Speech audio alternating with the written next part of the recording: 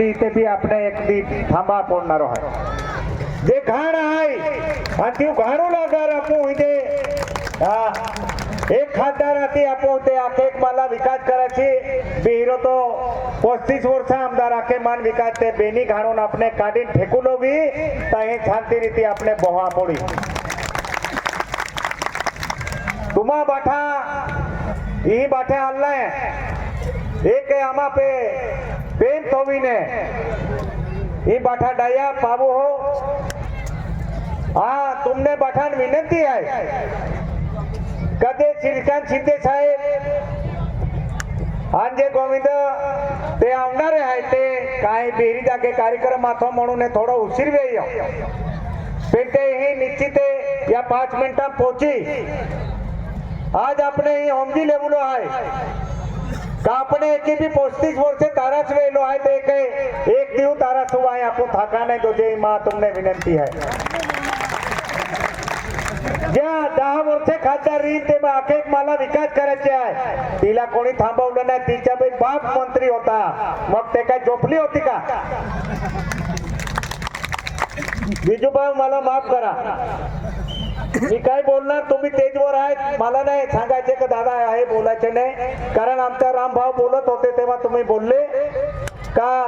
मी एक जबाबदारी व्यक्ती इथे बसले आहे त्या नंदुरबारच्या विषयाने काढायचं पण ते नंदुरबारची घाण आम्हाला साफ करायची आहे ज्या हिना गावीसाठी मी रात्रंदिवस एक केला 3 वेळा राबलो आता सुद्धा माझे सर्व शिवसैनिक इमानदारीने राबले तुम्ही सांगता ना का रामबाबूला सांगत होते तुम्ही बोलायचे नाही अरे तुम्ही विजय गावितच्या जे बॅनर आहे त्याच्यावर तुमच्या जिल्हा अध्यक्षाचा फोटो मोठो आहे का तुम्ही आम्हाला सांगताना मग हा जिल्हा अध्यक्ष आहे ते विजय कुमार गावितच्या बॅनर आहे त्याच्यावर आहे का अरे ते कोणाचं होणार नाही आणि ते मी तुम्हाला सांगतो ते भारतीय जनता पार्टीचे नाही आहे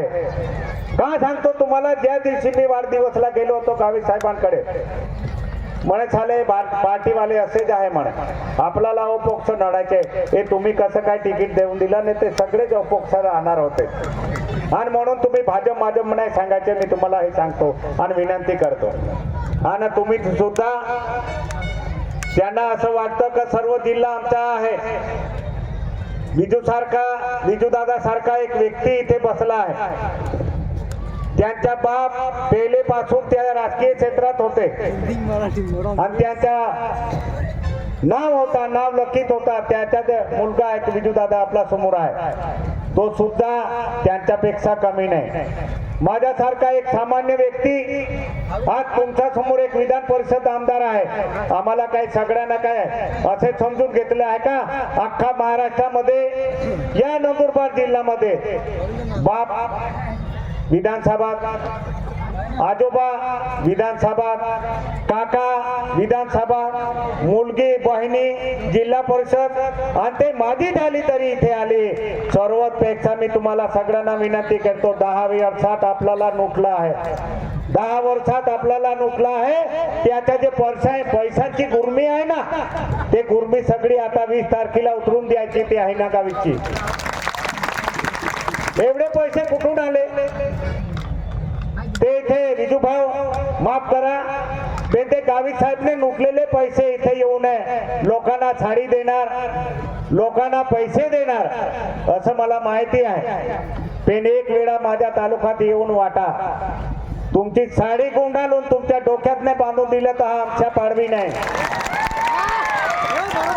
ज्यांच्यासाठी राबतो तर त्यांच्या टेंगडे तोडण्यासाठी बी आमच्या पाडवी सक्षम आहे हे तुम्हाला सांगून देतो मी जेव्हा तुमच्या मत मागण्यासाठी गेलो तेव्हा या डोक्यावर कफन बांधून फिरत होतो की माझी हिना गावीत निवडून यायला पाहिजे पण ते जर माझ्या विरुद्ध मध्ये आली तर ते विसरून जायला पाहिजे हा नंदुरबार नाही हा अक्कलकुवा दडगाव मध्ये विजू दादा इथे आमच्या पाडवी आहे आम्ही जेव्हा ज्याच्यासाठी काम करतो आज या अक्कलकुवा तालुक्यामध्ये दडगाव तालुक्यामध्ये जेव्हा भारतीय जनता पार्टीचे खासदार उभं राहिलं